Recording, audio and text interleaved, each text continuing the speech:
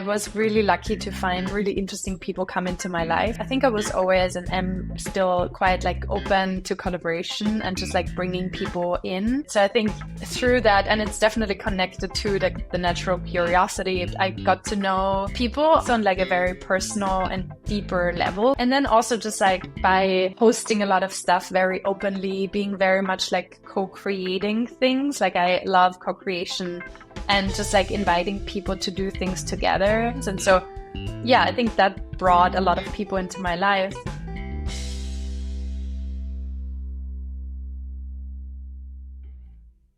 Welcome to Finding Your Groove. If you're living and working in a way that's in sync with who you are or you want to be, then you're in the right place. Each episode, we swap stories with guests who have found out that the traditional path isn't set up for people like us. The podcast was created to help listeners like you feel less alone on this journey. Through stories and being in community with each other, we can avoid burnout and inspire each other to keep going. I'm Josh Green. And I'm Taylor Harrington. Our guest today is Alice Catter, the ultimate cultural nomad and the person I think of when I hear the phrase future of work. Alice has pretty much lived everywhere, from Vienna to London to New York City, with adventures in places like Mexico, Cape Town, LA, Tuscany, and Barcelona. She's all about figuring out how to balance work and life while soaking up different cultures. With a background in social psychology, Alice has spent years helping creative networks and companies come up with ways to foster connection, spark creativity, and get people collaborating. Her job is basically to leave everyone feeling inspired and ready for what's next. In 2019, after gathering all kinds of perspectives from her travels and work, Alice launched her own company, the Out of Office Network, to keep building those kinds of communities. Just last year, in 2023, she published her book, Reimagining Our Nature of Work, where she dives into how we can rethink the way we approach work in today's world. In today's episode, Alice gets real about what it's like to stay grounded while living that nomadic lifestyle. We also chat about finding those moments of aliveness in your day-to-day, embracing those different seasons of life and career, and how to handle the messiness of figuring out when everything feels a little half-baked. I think the word season comes up a million times in this episode, so if you want to play a game and try counting how many times, I totally welcome that. Alice's journey reminds us that sometimes the unknown is where the real magic happens. And with that, here we go. Alice, welcome to the show. It is time for show and tell. Would love to hear, what did you bring for us today? Hello. So I brought something's not very handy, and I tried to zoom out a little, but it's my travel yoga mat. Because the prompt has been around like something that accompanied you on your journey, I think, something like that.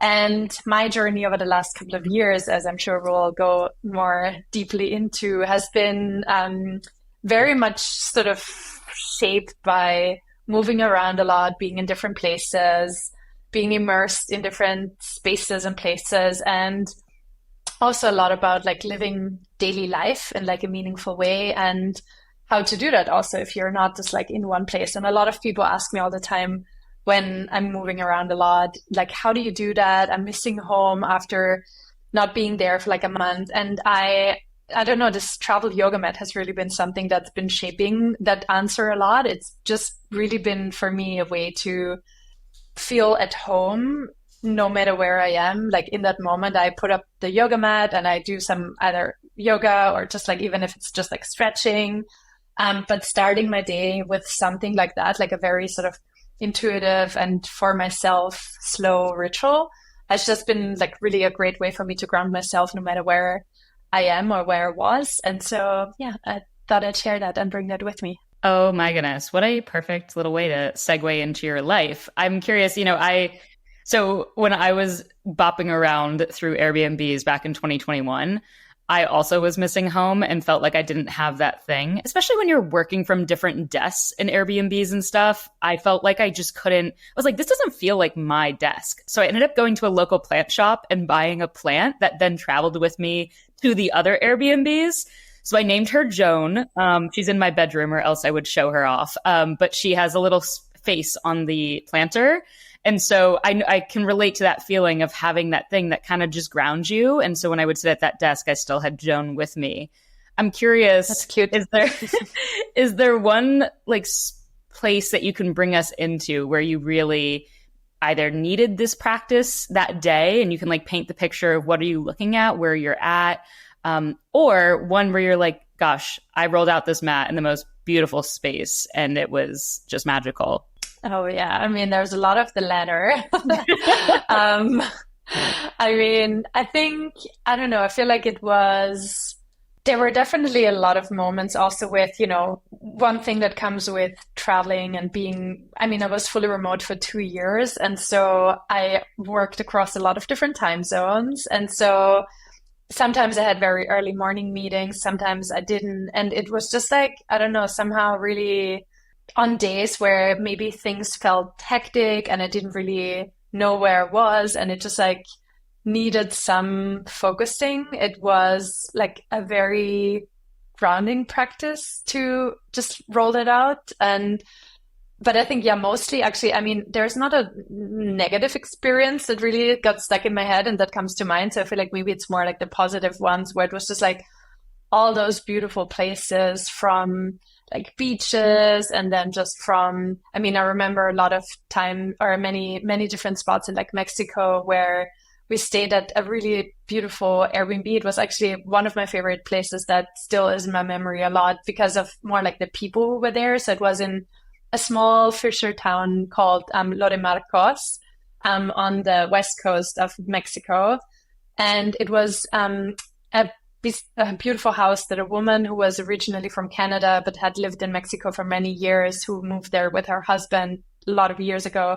She had this beautiful, very remote, basically like huge garden with a couple of bungalows and houses and also an artist studio. So she was an artist and she just was like, when I saw that and when I heard her, we started talking to her a lot, my husband and I. And so we chatted a lot about like how she started that and why she moved there and what brought her to that space. And just like the fact that she had an artist studio, I was just like, okay, this is my future manifestation in this very lush, beautiful house and beautiful garden. And it was also around like the new year. So it was actually just like such a magical time of reflection.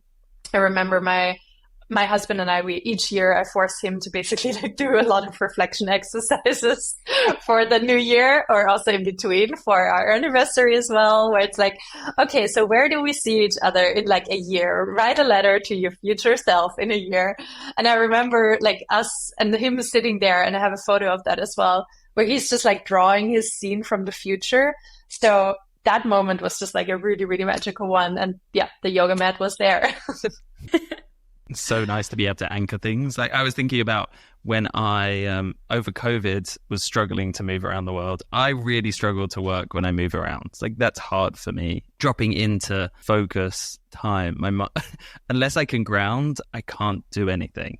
So I remember on a trip to Denver, I decided that I needed a setup. So like you have your yoga mat, I have all of the little things that create like my work environment.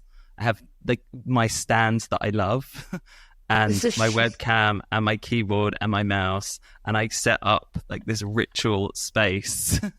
I have seen it in person when he comes to visit New York. He does. I can prove that this does exist, and he's also influenced part of my little kit now. But it comes, I love it. I love the idea that we can bring these things into all of our different moments and they can create these containers for us that can ground and anchor our experience of everything else around us. It's such a gift when we move. Yeah. This movement and stillness, or stillness in the movement. Nice. Wow. Well, let's go ahead and maybe rewind a little bit, because now you're this little traveler going all over the world. And I know that you're going to be planting some roots somewhere new for a little bit shortly. So before we get there, I'm curious to kind of go back and just hear a little bit about maybe those early moments in your journey when you felt like the system, the traditional way of doing things just wasn't Alice for some reason. Like something was not clicking. Maybe even as early as like childhood or maybe in a certain job. Yeah. What's a moment that comes up where you realized, hey, this isn't the way for me to do things? Yeah.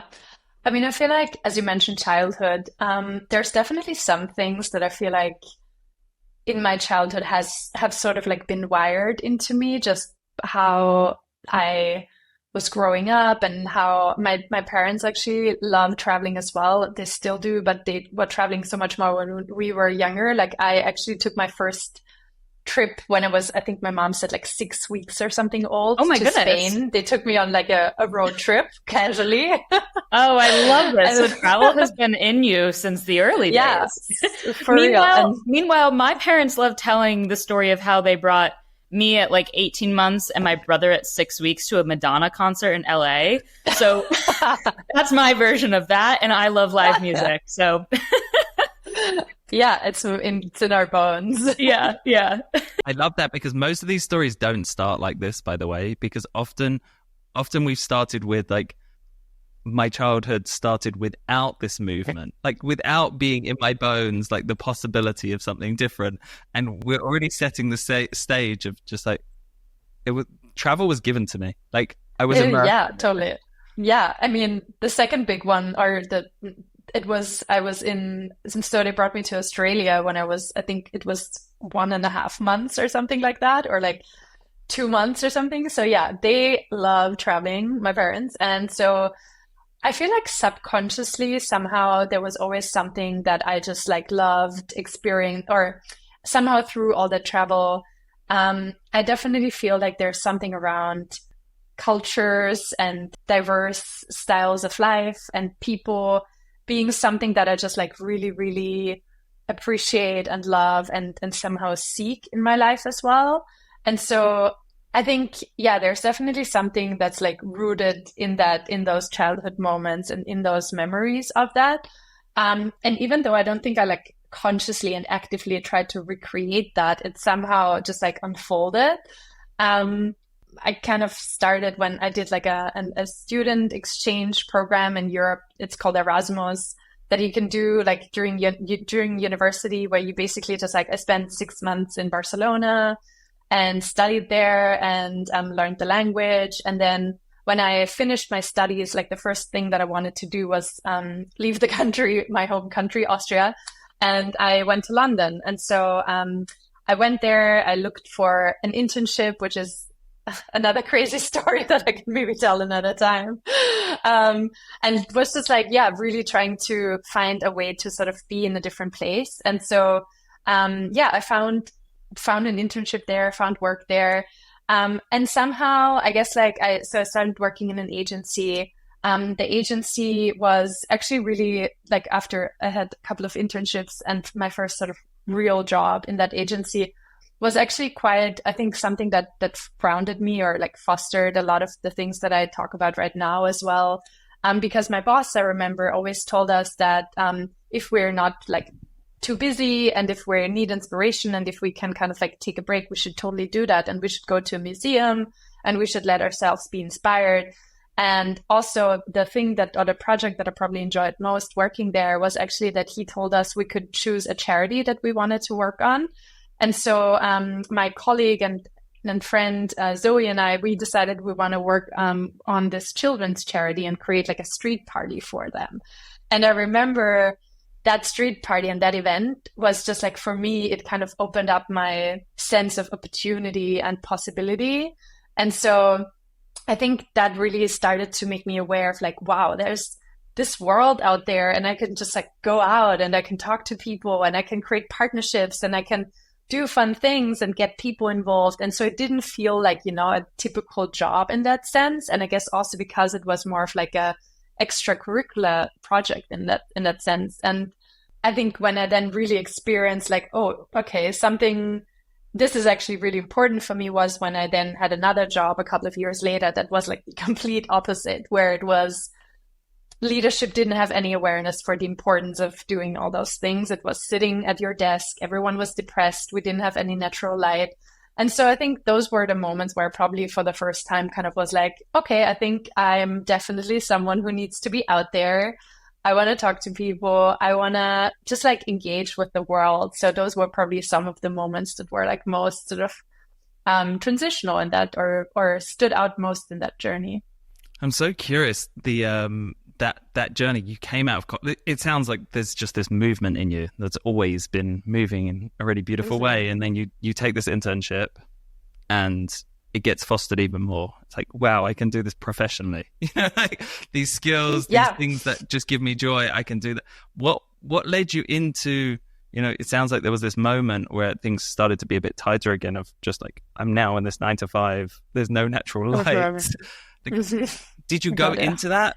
What were you looking for going into that, I guess? Well, it was kind of connected to opportunity as well at some point. So I was in London and I wanted to move to Austria again, and wanted to move to Vienna, where I hadn't lived before and I didn't really have any like contacts or anything. So it was more really building something new that would also maybe allow me to grow in a sense. There were definitely there was definitely a sense of like, oh, I can extend something, I can build a unit in some form. I can bring my knowledge in that I gained from working and living in a different country into my sort of like home country. So I think there was definitely a feeling of wanting to create something and wanting to not just be like a small little worker, but actually be also like someone who's part of shaping something, which in theory was still there, but it was just like the culture and the sort of the whole setup around it was then when I realized like, no, this is not going to happen here. And actually then when I then got a freelance opportunity, then that was the moment where I was again like, oh yeah, that's the right thing. That's feeling like it again. And that opportunity sort of came to you and you were like, I'm quitting, I'm going to go out, take that next step. That opportunity kind of came through because of like some friends, a friend of a friend had like a company and they wanted some help. And so I kind of was like, yeah, I could do that. And then I first went just like part-time. So I was like, okay, I want to just like try that out, go part-time. I convinced my boss at that time to go part-time, and he was already like, yeah, you're going to do your own thing. I know, but I can't stop you anyway. So, and so, yeah, I switched into part-time. I think it was like a month until I then actually full-time quit, and then full-time went, to do my own thing. How much do you think going back to Austria was part of, like, how much do you think like the broader culture, like the working culture in Austria shaped that shift? That's a big question. Actually, something I think it might be a lot around that, but I guess I haven't realized that at that time. I think there's definitely not the same like creative energy in Austria as there is, like, for instance, in a London or in a more sort of like bigger international city. But I think at that time I wasn't even aware of that. I think it was more that I felt really stuck in being in this environment where I couldn't really like drive and be out there, I guess, so much. Like, I think it was in some way very confining to just be in a place where there were like the clients that the company worked with.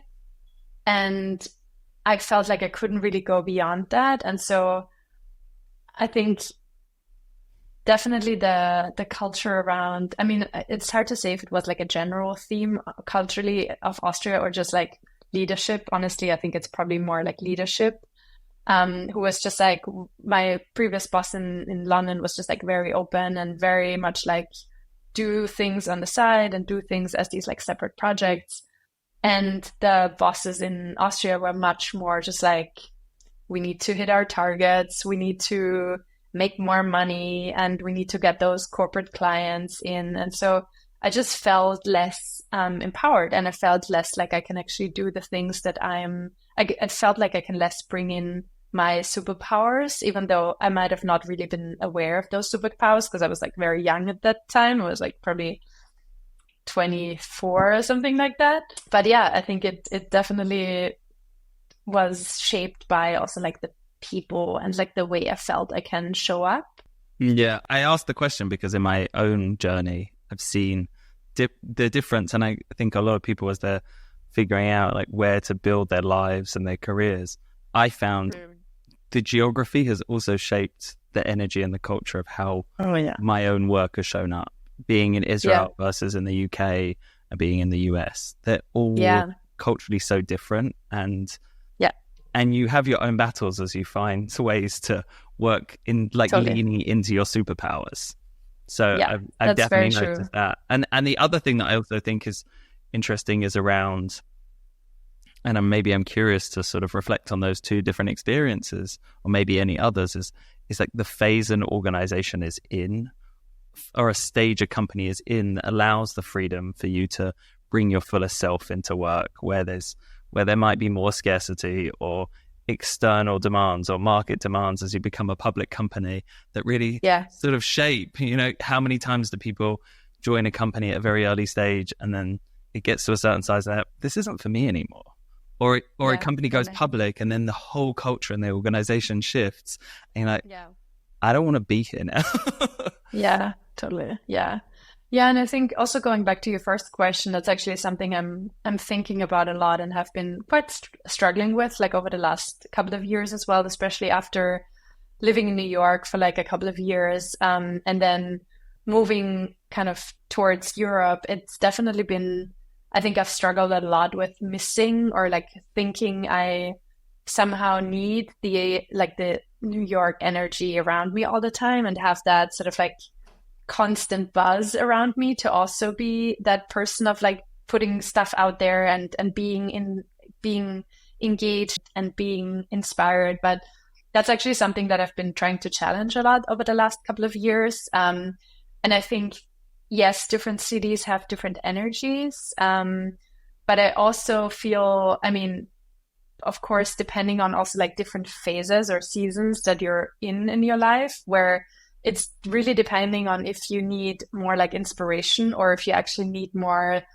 stepping away from things to maybe like implement some of the things that you found already inspiration for, right? And actually want to bring to life. And I think that's something that I've been reflecting on a lot as I'm sort of moving into a new phase in my life again, and have been over the last years, where it's just been shifting a lot, where I felt I'm generally someone who's got like a lot of energy, a lot of ideas, a lot of inspiration.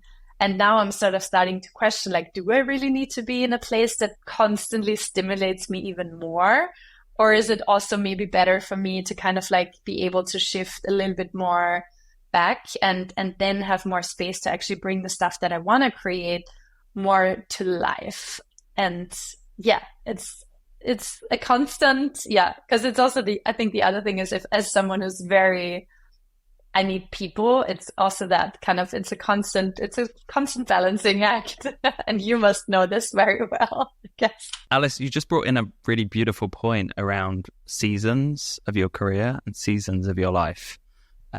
Because I think often people don't take a step back. I know I've been in moments where I'm like, oh, wow, something that served me 3 years ago in my career doesn't serve me now. And maybe will again. Like there isn't this linear path in a journey where you're, oh, now I need to be a freelancer and I'm going to do that forever. Learning that, I know in my own compass, learning like what do I need now? But that might not be true. You know, when you get your husband to sit down and do the reflection exercises with you, like that might change every year. Wait, I'm also laughing because speaking of seasons and reflections, yesterday was beautiful in New York, and it's October, like gorgeous weather. My boyfriend and I were planting fall flowers outside, and literally the notepad I have to take notes on right now, yesterday I have fall intentions we made together. We sat down and did intention settings before the end of the year. So I'm with you that it's definitely not something he would suggest, but I like doing it. Wow. Taylor, were there any intentions that you want to share that are really important? That's a good question. I think it's funny because some of them are just like fun things that we want to make space for. I find that sometimes when we have a free hour or like a free afternoon or something, sometimes I'm like, oh my gosh, what do we do? And I wish I had a menu of options that we had already said, like, oh, we want to make time and space for that to go to. So that's really what this ended up becoming. And yeah, one of them is I really want to have like a proper outdoor movie night. So we have a little terrace outside that has turf and a couch. And we've watched shows out there, but we haven't like sat out there with like popcorn. Like I want like sour like gummy worms. Like I want a beer. Like I want an Oktoberfest beer. I want sour gummy worms, and I want to project a movie onto our brick wall. So yeah, that's on there because we've only done shows, and that just doesn't feel quite like the intention of what we had for that space. So before it gets too cold, I want to do that before I have to wear a parka. Is an Oktoberfest beer like a classic German lager? But like there are ones like Sam Adams Oktoberfest is like a proper. Oh, yeah, it's an actual name. But yes, I love an American German brewery beer. making European beer. Yeah, we're actually hosting an Oktoberfest on our terrace on Saturday. Wow. Yeah, it's our housewarming. So I got like some cute. We just moved to this place a few months ago, Alice. So I got some cute decor that's like the blue and white checkered. Like we're really going all out.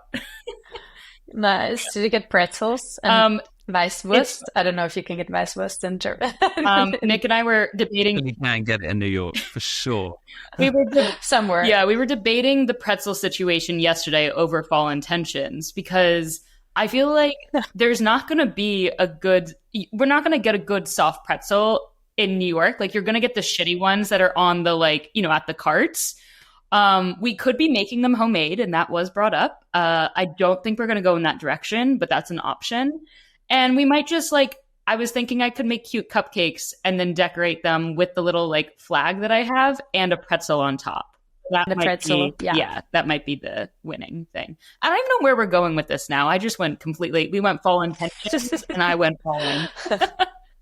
You might actually find some good pretzels in Greenpoint, like some in like a Polish bakery. This is one of those moments where, I think when I host gatherings, I like to think about like, how can a guest contribute in a way that feels meaningful, but also low lift? I could just be like, hey, if you've got a pretzel you love, BYOP, bring your own pretzel. Totally. Totally. So, where were we going with that? I have no idea, Josh. The seasons. I mean, I think one thing that just came up for me as well, because I just came back from the out of office residency, and I think one thing that was really interesting for me there was that we were 9 people in total. 6 were residents that came in. None of them had ever met before, and then it was my co-host Dana and I, and then a chef, our local chef and resident, Francesca. And it was really interesting to see also like how, people, I mean, there were different people from various ages, from like 28 until like 38 kind of was like the age range. And it was really interesting to see as well how people are in like really different seasons of their lives, where some were more about like how to actually integrate more of their, almost like fine tuning their practice, or like fine tuning their sort of like how they can bring more of their passions and practice. A couple of them were artists into more of like their work and into more of like their sort of paid work as well. And then for some, it was much more about sort of integration. So how is it not just about like, they kind of felt like stable and sort of set up in their work, but then it was far more about how to integrate the themes that are really important outside of work into their lives more. And so it was really interesting to see how then also people basically kind of like coached each other when they had already gone through a certain season, not meaning that that season won't ever come back, right? Like it might come back at another time in another form, because I think also, we're constantly evolving. But it was just really beautiful to see a group of people that all were sort of like in different stages in their seasons, and could just like see, you could really see the different focuses of or areas of life that would come out more, which is just really fascinating, I think. Let's hit pause there, because I want to go ahead and phone a groover who thinks a lot about rest and the power of grounding when you're in a season of go, go, go, which of course relates a lot to this episode. Alicia Johnson is the founder of Open Tabs, a US-based virtual assistant company that transforms the way authentic leaders approach work and life. Alicia, I would love to hear, what advice would you give to a busy work-from-homer who is really struggling to prioritize rest? Such a good question. And with an ever expanding to-do list, sometimes it's hard or even guilt-inducing to make time for rest. But what I've found helpful as I continue to develop my own rest practice is to pick one type of rest to focus on at a time. According to Dr. Sandra Dalton Smith, who is one of my heroes, there are 7 types of rest: physical, mental, emotional, sensory, creative, social, and spiritual. So by realizing the different categories of rest available to me, it makes it easier to partner with my intuition to discover which modality would be the most supportive to my whole self in a given moment, instead of narrowly considering rest as a walk outside or an art break or a nap, though those things are great. Thus, it reduces some of the friction that can keep me from caring for myself and caring for my goals, because rest is an operational strategy and productivity method that I utilize in my business and in the businesses of my clients. Wow, I absolutely love this piece of advice. Thank you, Alicia. And for anyone that is listening and would love to hear more about who Alicia is as a human and the free 20-minute rest sessions that she offers, check out the show notes below. And if you want to co-work on demand while you work from home with creative humans and business owners like Alicia and me and Josh, there's a free 30-day pass in the show notes. All right, now back to the episode. I'm curious if you have any advice for someone in one of those seasons, either in like a season that they're just like really thriving in right now, or if you'd rather go in the direction of like, they're feeling like it's a really, really hard season and maybe they're not seeing that light at the end of the tunnel. And like in that season, what you might share with someone. So choose your own adventure, but yeah. I think it can probably be applied to all of them. So I also just hosted actually a seasons planning workshop last week. Oh my gosh, which was really fun. And so one thing that I love to do is, first of all, actually like naming the season. So you're basically giving the time of your life that you're in right now a name. And that doesn't need to be like the natural season of like fall, winter, and so on, but actually more like what does it feel like for you? Like, what do you want to, what's the intention that you want to set behind it? So for instance, like for me last year, I moved to London and I really felt like I just want to feel more grounded in Europe. Like I had this, like, I'm a very visual person. So for me, I found that visuals actually work really well. So I kind of created this visual in my head where it was like, I want to sit on this little island. And then I basically create these like routes to different places in Europe that mattered to me. So one route was going to Italy, where my husband's from, and we spend a lot of time in, and I just like love the place and can definitely see myself living there in the future. One route was kind of going to like Austria and being closer to my family. And then one route was also going to like Barcelona, which I just like love as a city and as a place. And then one route also was like still kind of going to New York and to the US, where I have a lot of really, really close and good friends and a lot of collaborators and clients. And so it was the seeding of rerouting for me. And so I think just that word, language is so important. And so that word gave me some anchor that I just could come back to. And so yeah, anyone who's in feeling like the season is shifting for them, I would highly recommend giving that season like a name and finding a word that feels right for it. And then setting a couple of things of like, what do you want to, like, how do you want to feel in that season? Like and maybe what are like 1 or 2 things that you want to focus on in that season. And in the workshop that I just hosted, we then went into like rituals and practices that you can bring into that season that you can do on like a daily, a weekly, a monthly, or yearly cadence. And so, yeah, just being intentional about it and naming it, and then sort of trying to really immerse yourself into it. I love that. I wonder also, because I think I see a lot of the tension points are in the transitions between seasons. You know, it's like when you know a new season's here or upon you and it's really clear, then I love that practice.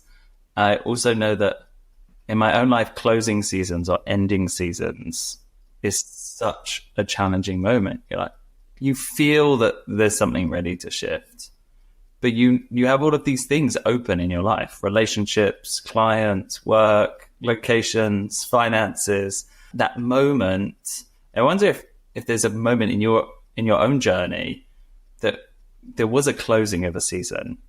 And if there's some story that you can share that really brings us into that, sort of like some of the things that you had to close to allow a new season to emerge?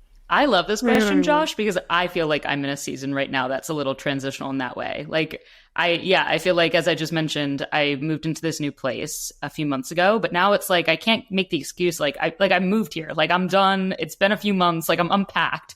So like there's like that part of like a physical move, but then I feel like even within groove stuff, like there are just new projects that I'm taking on. Ones I'm sunsetting. I'm like really redefining like what is it that I'm working on over the next 3 months, what's energizing. And so there's that transitional moment that I feel like there's a lot of reflection right now. So yeah, I'm curious to learn from you, Alice. I mean, I feel like, I don't know, to me, honestly, I'm like constantly in transitions. I feel like also maybe because I don't know, my life is just very in movement. Yes, physically, but also just in general. I guess I don't know, somehow I feel like sometimes I give myself like a hard time thinking like, oh, why am I like this? Why am I just like not someone who can just be in one place and just like settle and that's it? But recently I also actually had a conversation with someone on my newsletter who was also mentioning that she would just like constantly every couple of years like move. And actually she sees that now as like a beautiful thing because it's always novelty and inspiration that comes with that. And I think that is honestly like one of the things when I'm in a place for too long, I feel kind of like, I don't know, I just need new inspiration and love exploring and love finding new things. So yeah, I think like I'm kind of constantly in transition, or like every year probably I'm like or even more often. I think right now it's an interesting transition again where, as I mentioned, like my husband and I will move to London like a year ago, which was also kind of like as I said as well, our resettling into Europe after spending time in the US and kind of being fully remote for a couple of years as well. And somehow it took this in-between step to be in this like London moment that really I think I needed to then now be able to feel more grounded in myself. I feel like I got much more, I don't know, like confidence to be myself and to be me. And it took a long time also over this last year, a lot of sort of shifts and a lot of personal challenges as well that sort of made me just like feel more like I can actually now fully lean into what I want to go into next and feel like I can, for instance, now even move into Europe and maybe spend some time between different cities, like some time in Italy and then maybe a second home in like Barcelona. That's kind of like the dream setup, but don't know yet. We'll see.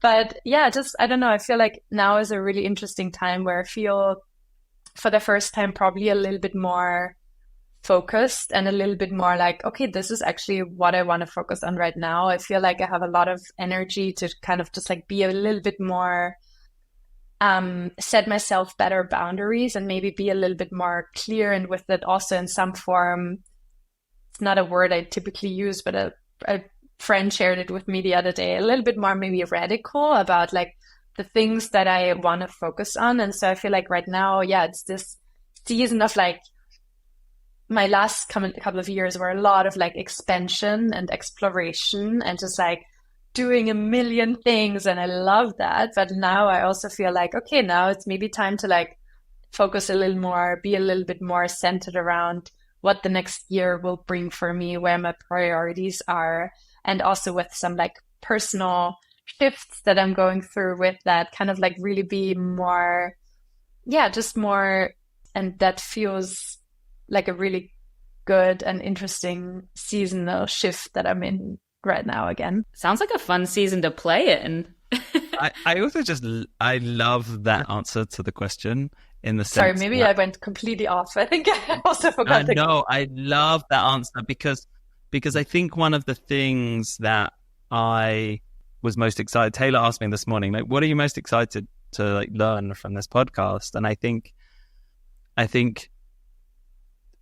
you do know yourself in the fact that you need movement and the seasons are shifting. And the way I said it this morning is I was like, well, I really am inspired by how much you experiment with your own life as much as projects. It's a really beautiful thing to watch. And for me, I have a lot of respect for it, that in so many ways, your tools to manage seasonal changes are real time. They're just like these real time signals. And as you shared, that London gave you the ability to ground in a new way, that gave you the clarity that, oh, this is what I want. It reminded me of in this practice, Nonviolent Communication by Marshall Rosenberg, there's this idea of understanding needs and feelings. And I remember in one of the sessions when I was doing the training, people would try to help you name your feelings. And often, even by naming a feeling that's close but isn't the right feeling, helps you figure out what the actual feeling that you're feeling is. Brian, go ahead. So if I observe you now and I'm like, oh, it looks like you feel calm. Even if I get it wrong, the statement helps you orient into what's actually going on. And it sounds like London, in so many ways, was coming back to Europe. I knew that was the next step. And maybe that's what I need. Like, so much is like, what is just the next step? Totally. I think that's something that I'm also really trying to embrace and lean into. I think we tend to just like overthink a lot. And of course, in our society, everything is like, okay, like what are the next 3 to 5 years looking like? And what is your life plan? And where do you want to, where should you live? And of course, I mean, there's certain things like, living location that is traditionally very much like you settle somewhere, you build a home, you make yourself comfortable.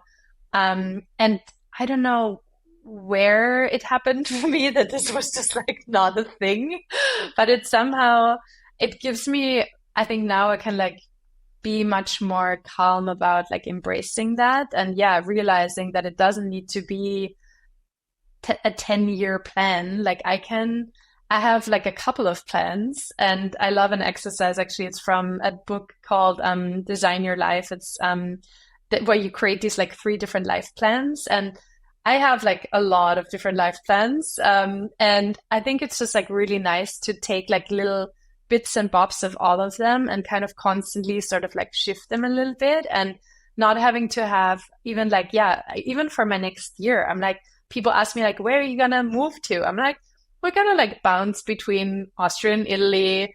And then in the fall, we'll see, like maybe we'll move to Barcelona.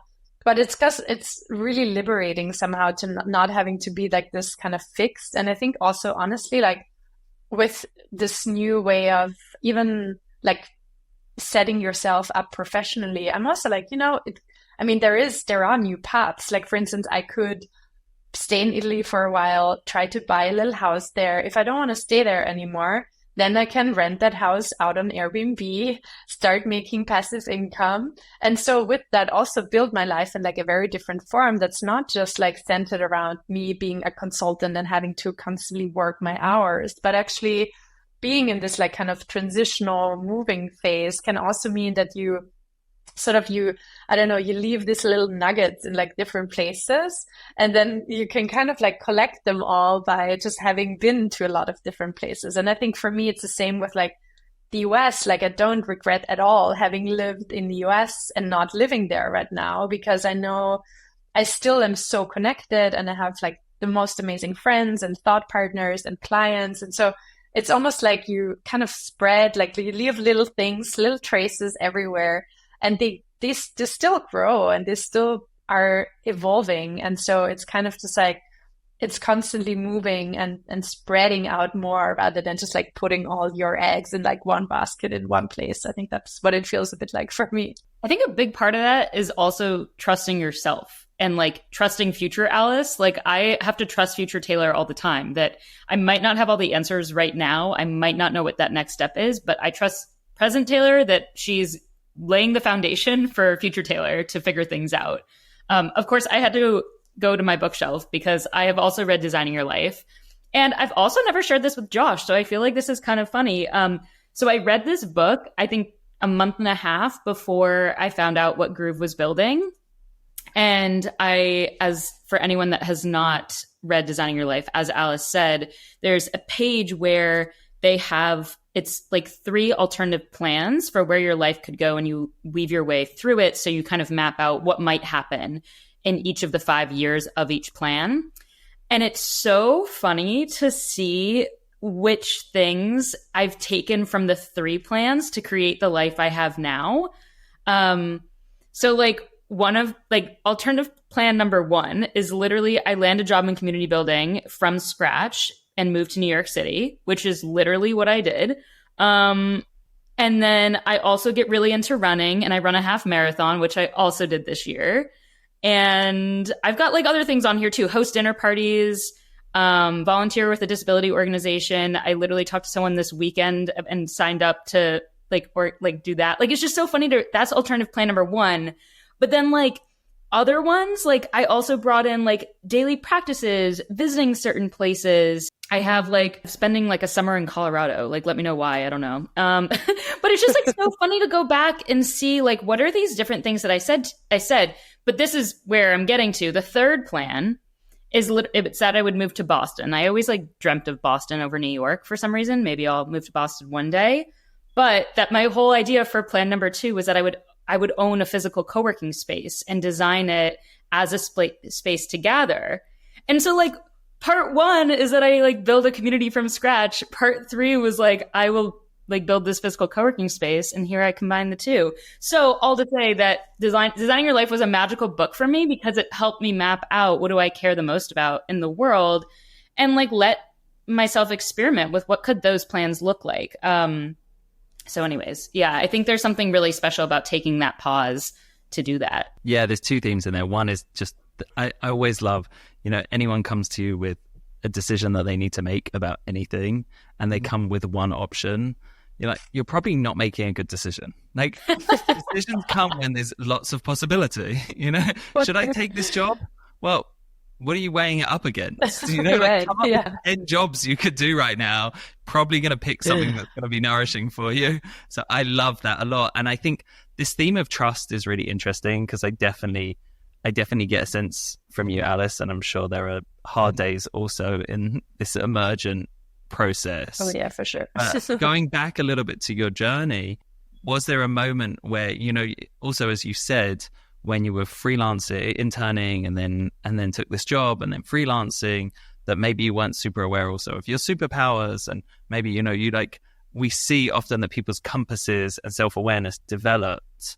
Was there a moment that you feel that you sort of had developed like sufficient trust, sufficient self-awareness that sort of like the path that's unfolding right now, even if it's seasonally changing, started to emerge? I don't think there was one moment. To be honest, like even over the last couple of years, I often felt like I'm still, as you said, I mean, it's a constant journey. And even, in the last couple of years and then in between, of course, then also on some days, I'm like, just like, what am I doing? Somehow I do feel, I don't know, I think it's mostly definitely the last couple of years have shaped me a lot because I just feel like I got to know I guess maybe with New York, living in New York, I just like really, really expanded my horizon, and it just really brought a couple of people in my life that I feel I can now constantly sort of like, that allowed me to build myself in like a very new way that now I feel very confident about. And I feel like having that support system, I took on coaching, I think those steps were probably the ones where I feel like I made like the biggest sort of jump. And I think since the beginning, it's a constant evolving, right? But I feel like, especially maybe the last like 5 or so years were the ones where I really started to lean more into that without feeling like I'm constantly in the wrong place or missing out on something, and just felt like I could actually really trust myself more. And maybe it needed a little bit after like being in New York, it actually needed like the step away from it as well, which I think was one of the hardest things in my life, where I felt so like alive and so thriving and I loved New York. But then I think stepping away from it was like a really big learning moment for myself of just like, I can also be that person without having to be in that city. And so I think that for me was like a huge growing moment, where it took definitely like a good year to go through that. And as my friends can confirm I had a really hard time doing that. But I think like that sort of process really, really helped me to detach myself from just being a place or a city or a couple of, I don't know, an environment, and actually notice that it's actually within me and that it's actually, I can do those things and I can lean into them and I can bring that energy into whatever I do and wherever I go. So yeah, that's probably like the moment where I feel like that kind of got stuck most. I'd love it if you could bring us into a little bit of your life in New York and that journey, if that feels interesting, why did you leave? I mean, I think my life in New York was just, and also the years, I mean, I guess it's actually my life now as well. It's just like very dominated by, I just like love meeting people. I love being out and about. I love, like, as I mentioned, starting my morning with like a yoga practice, going to a yoga studio. Then I love going to like a coffee shop and work from there, and just like observing people around me and looking at what's happening around me and just picking up little like clues from everywhere and just being in the world and just walking through the streets, and the sun shines into your face and you just feel really alive and feel like there's so much happening around you. But also in a sort of like grounded and quiet way. And I think those, for me, it's just like moments of discovery and of novelty and seeing something, or also just like sitting somewhere and observing something new. Like actually recently I was in Japan for 3 weeks during the summer. I had this moment of like sitting in a tea house, very Japanese, where I just like sat there and the wind was blowing and there were some like beautiful Japanese curtains in like these very old wooden doors.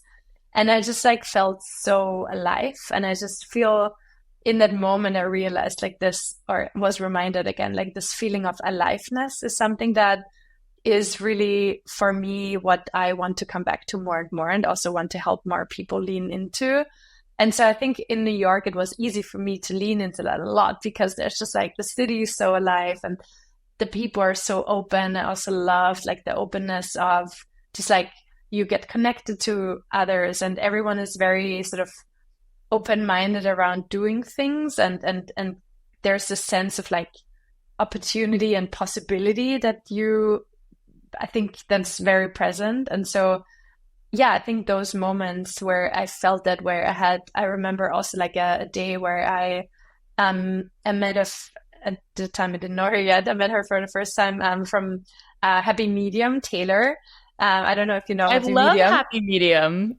Oh yeah, I mean, they're amazing. And I met Taylor for the first time through a community that I was part of. And I remember we sat at like Transmitter Park and we just had like such an amazing conversation, and it was like golden hour, and I was just like, oh my God, this is my life. It was so great. And she hadn't even started Happy Medium at that time. She like told me about the idea, which was at that time also like a little bit something different still. But it's those moments where you just find a person that you just like, that's so inspired by, or are co-inspiring each other so much. And I think that is the beauty that you can get from a city like that. But I think you can also bring it into your life in like other forms. And even with the online conversation, it also works. Happy Medium is like on my short list of favorite places in New York. Oh yeah, definitely go there. This little craft studio, Josh, I know I've talked about it several times. Like it is, yeah, it's like a really cool space to gather and make and play and be messy. And I made a collage when I went there, and it was so lovely to have access to all of these magazines. Like collaging is one of those activities that I just can't do so much in my own space because I don't have all of these like amazing, like access to these amazing, rich magazines and books, and they had so many cool materials. But, I think one of the cool themes of what you just shared was, going back to where this conversation started around seasons. I think that question that you mentioned of what makes me feel most alive is such a great guiding principle for that season work of like, how do I add more of that thing, whatever that thing is that makes me feel more alive into this season? So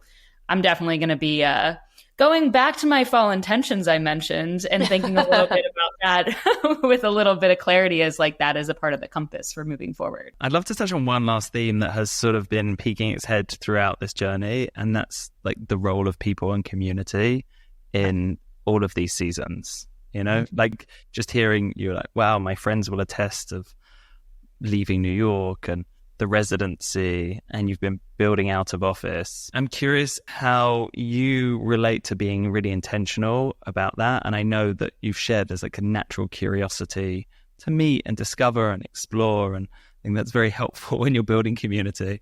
But also for listeners, like I think in my own life, community has played such a critical role in making everything possible. I would really say that my life only looks the way it looks because of the intentionality of the people that I've surrounded myself with at different seasons and different moments. And I'm just curious if there are principles or themes or practices or rituals that you see are just really helpful and have been really supportive along your journey that can bring people into your journey. Yeah, I mean, I think that is a big question, and I can answer it on so many different levels. I think on one hand, there's probably two themes that I can go into. So one thing I think that I really learned for myself is a lot of my community is also actually through my sort of like work in a broader sense. By that, I mean out of office, and also actually people that I worked with. And I just love, I don't know, I was really lucky to find really interesting people or have really interesting people come into my life. I think a big part of it is through out of office. I think I was always and am still quite like open to collaboration and just like bringing people in.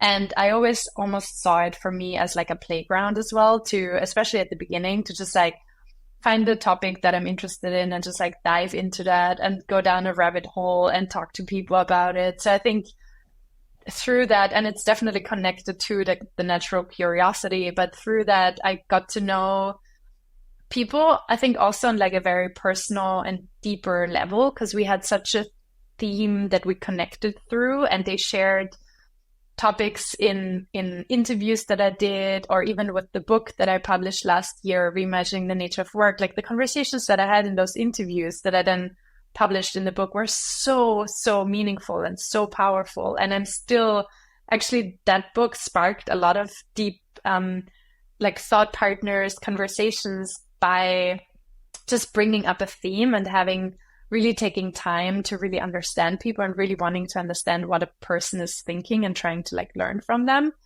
And then also just like kind of by hosting a lot of stuff very openly, being very much like co-creating things. Like I love co-creation and just like inviting people to do things together.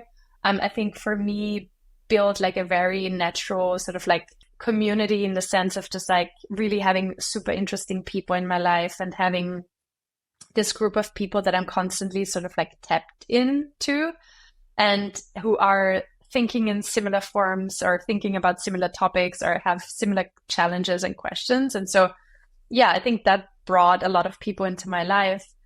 And then with some of them, it went like much deeper.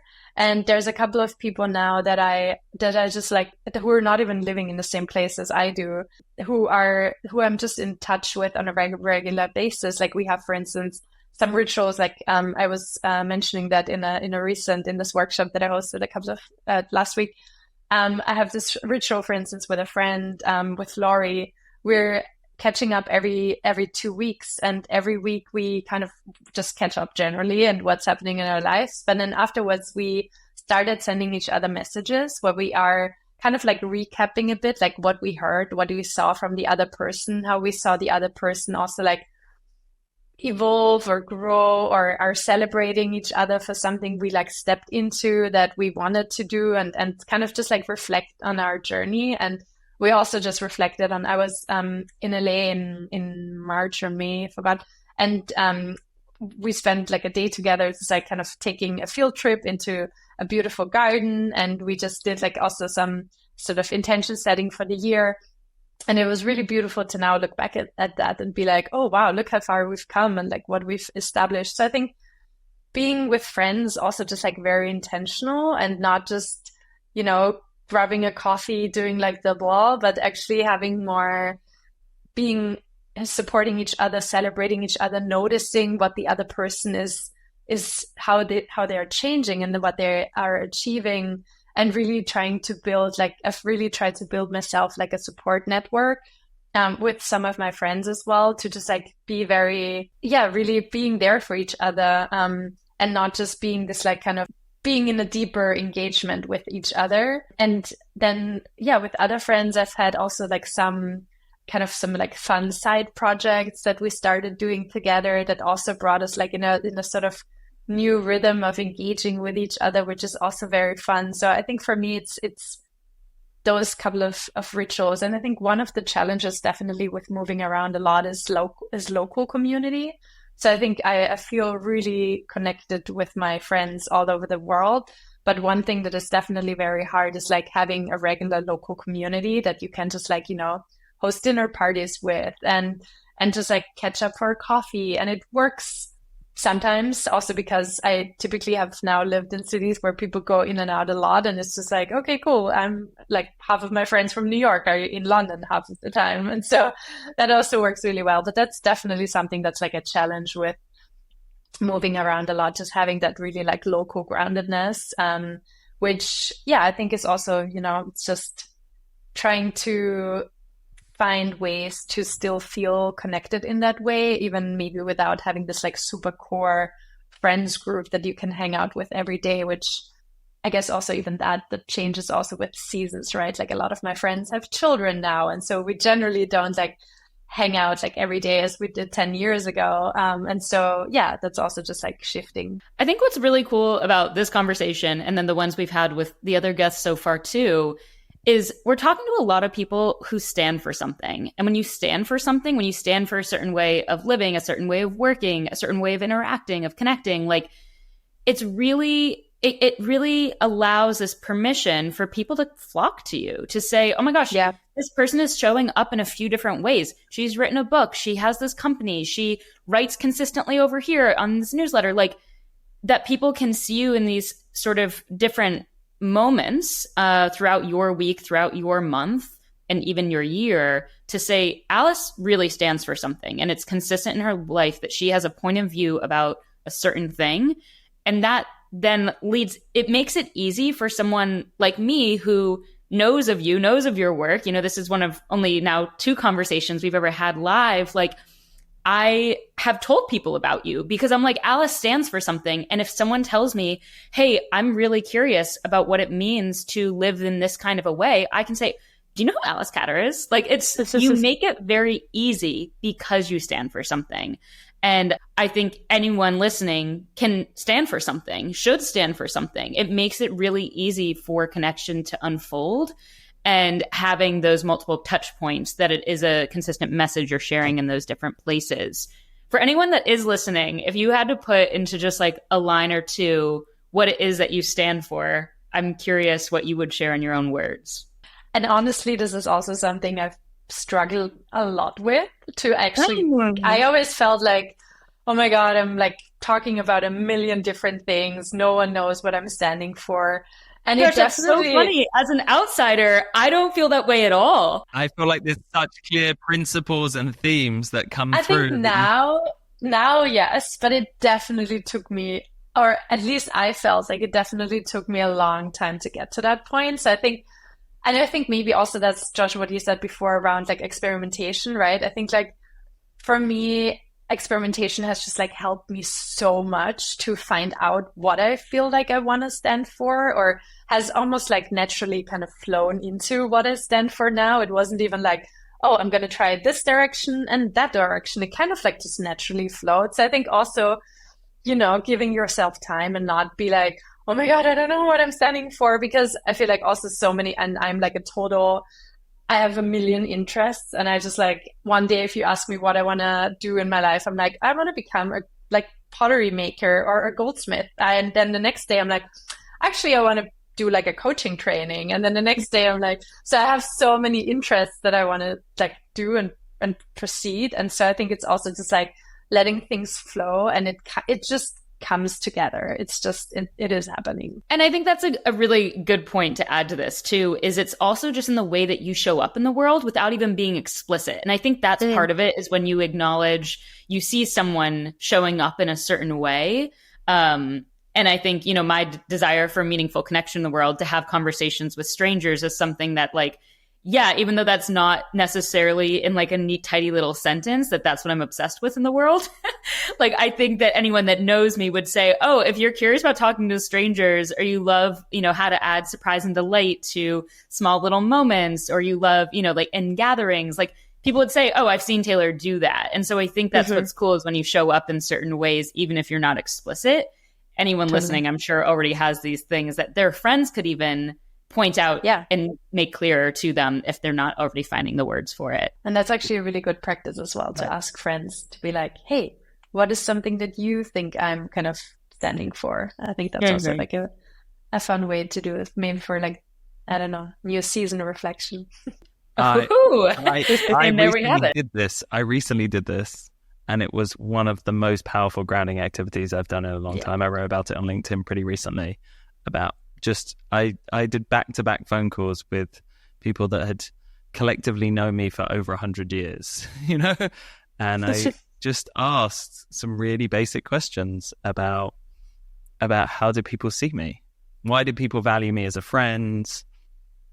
And what is it? What are my superpowers that people respect about me and feel like I should share more with the world?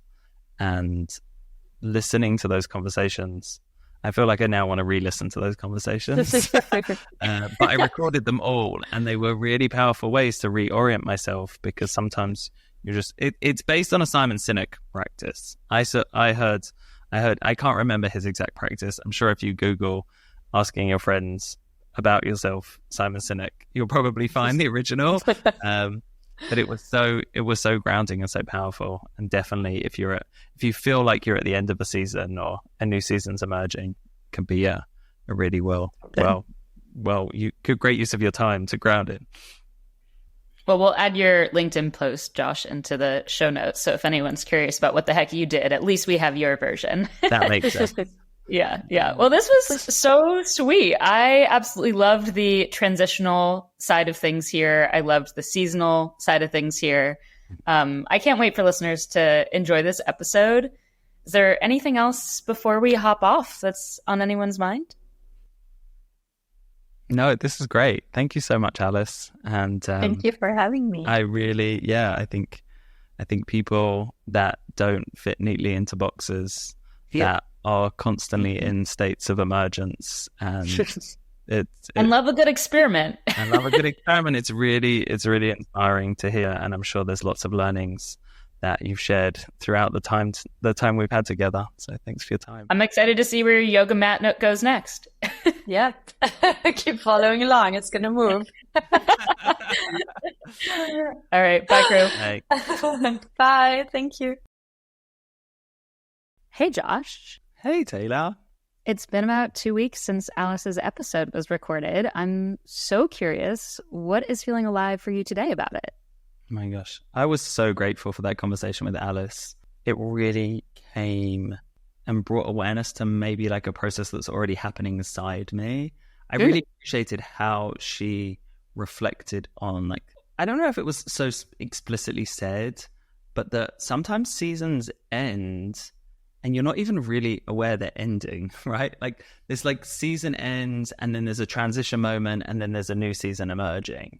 And I really appreciated that because I feel like there's a season ending in me, in how I'm working. And it gave me a lot of clarity as to why I've been talking about slowing down so much recently, because transitions really are supportive of slowing down so you can be intentional about the new season that's emerging. I feel like it's kind of funny too, because when a season is emerging, I feel like there's a period where you don't realize it's emerging, and then suddenly it hits you like, oh my gosh, there's something new here. So I'm curious, hearing you say so like clearly, I'm in this new season, there's a new season emerging. what does that mean for you? And was there like a moment when you realized this recent season was emerging? Yeah, thanks for that. I, with a pretty recent diagnosis of ADHD, within the last couple of years, I think there's like I don't know, however many listeners also know this experience. I obviously developed a lot of coping strategies to navigate a work life or a life that allowed me to show up in ways that were expected of me and also that I expected of myself. And as I sort of figure out, for a lot of time, maybe I was like, ADHD is just an excuse to do things differently or whatever it might be, or to like be easy on myself. But actually, the more I step into, maybe I just work differently. There's a lot of superpowers that come from the way I'm built and the way I operate. And where I guess the season that's ending is where I just don't feel comfortable using coping strategies to operate, to allow me to show up in a way that isn't really the best way for me to make impact in my work. I don't want to tolerate it anymore because I think it's doing a disservice to me and a disservice to others, even if that means that I'm going to work differently or in different ways. And that's the season that's closing right now, I hope. I mean, I'm sure it's not completely closed, but like another layer is being removed off. And I hope that the season that's working is designing how I work in a way that doesn't leverage coping strategies as much, but actually allows me to design my days, my week, and my role in a way that really gets the best out of me, allows me to contribute the most value to Groove and to the team around me. And hopefully it's like on the other side of this work that there's just like more value created by me, and also it's just a more enjoyable journey and process because it's more aligned with my own rhythms and my own way of working. So I very much feel like I'm in this transition, and it's nice to hear Alice's comfort of being in those transitions and moving through them. That means that, I'm slowing down to like look at those things a little bit. Like, what was a coping strategy? How do I maybe force myself to get work done in a way that wasn't healthy for me, versus how do I design a day where actually I can feel good about my energy through my day? Like, for instance, having a really slow morning routine allows me, when I start to step into work, to feel really clear and not to begin my day in overwhelm. And from that place, then I can drop into deep work. I can do quality of work. So that would just be one example of where this transition is an interesting season. Maybe it's not what people might conventionally look at, but for me, it's like, I'm not changing my job. I'm not changing my company. I love what I do, but like there's a new season of working in a way that works better for me and works better for the people around me. Yeah, I feel like you're totally using Alice's language. Like there's just such shared language between the three of us that I love it. And even I know in the episode we talked about the book Designing Your Life, and I feel like so many of the phrases that you're mentioning now too are related to that too. That like, and I love using that word design when we think about life, because it really does take on that like artistic side of how do we look at this with possibility and creativity around this next phase of things. Rather than acceptance of like, oh, this is the way it is, or giving it too much structure, but instead, kind of having that paintbrush to say, ooh, what would it look like if we did this? And so I think, there's something really cool about that. Yeah. So that's I'm really just grateful for Alice showing up and sort of putting that center stage, because I've been feeling and looking at all these things and having like the highs and lows of that. And there was just a lot of language that came out of the conversation that tied to my internal experience. So always grateful for those moments. Yeah. And I feel like now she's doing this program, which I know like the signups are already happening. And I just can't wait for like the LinkedIn post I'm dreaming of, that she captures some of the seasons that people that are participating are in. Like, I feel like that's going to be such a relatable sharing, whether it's a LinkedIn post or in her newsletter or something. Like, I just can't wait to see what she learns from gathering people that are all in that seasonal transition, because it, as you mentioned, it looks looks different for a lot of different people. And even like in my own experience, from season to season, my own seasons feel different and look different than each other. So yeah, I can't wait to see what she learns from it. Yeah, that's going to be really exciting. What's been going around in your mind since we had the conversation with Alice? Yeah, I've been thinking a lot about the cost of being a digital nomad. Alice talked a lot about bopping around and exploring different places for these short periods. And it seems like sometimes she knew the end date of like, this is for a season, not to say the word again, but hey, or it's a theme. It's definitely it really was the is. theme or the yeah, theme it better of the be in the episode. title. But I think like for some, she either knew, oh, this is something that I'm going to do for a few months or for a year, or it was, as she was there, she decided, oh, I'm going to lean into this just being for a small period.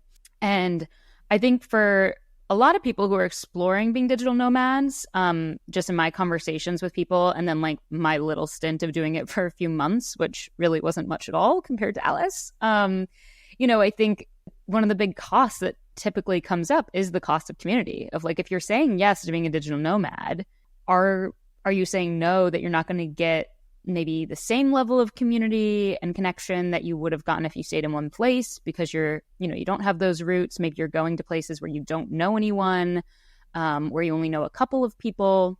And so I think it was really interesting in this episode to hear a little bit about how she's gravitated towards places where she either knew people or once she got there, she built connections that have now translated to online relationships that she can maintain as she travels from place to place. And that really is a lot of what her work is to help people, support them in finding that online community and being a part of having that connection beyond their physical location too, which obviously is a topic we're passionate about. So yeah, I thought that was really interesting. And when I think back to her story about her parents traveling so much, I mean, the concept of the digital nomad just is so 2024 that to imagine them as young parents bopping around, they didn't have the internet. It was nomads. Yeah. Literally just nomads. Yeah. So like, it's interesting because like the origin of being nomadic tended to be tribal. Like you would actually bring your community with you, right? You didn't tend to move as an individual, that you moved with the people that you moved for, whether it's like you had to seasonally move because that's where your food sources were, or right. Your work allowed you to move throughout the year, but you tended to move with your tribe as opposed to now such individual movement. Yeah, it's fascinating. And I think like for me, I've never done that for an extended period of time where I've never moved to a place other than I guess like in college when I started college, it wasn't like I moved there with a bunch of friends. I made friends though because I knew I'd be there for 4 full years. And so to have these short stints that might be 6 months, it might be an indefinite amount of time. I just like really admire her passion for moving to these places. And it seems like she just trusts herself that she'll find that community, whether it is in person for those periods or it is online. I mean, I know she was hosting these like really rad little meetups within the out of office community when she was traveling too. Like, so I think she's someone who's building that into her life. And I just admired it because it's a challenge I've never faced. I've never moved to a city where I didn't know people or had like such a short timeline, on the horizon to like fully be there.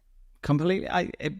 I really appreciate the reflection. It makes me think of something that we don't really talk about on this on this podcast, which is like organizations and the whole conversation about like return to office and these kind of things where I really like the because I think there is a theme here of movement, being nomadic, moving around doesn't tend to mean there are no dimensions or definitions of the place that you're going to be.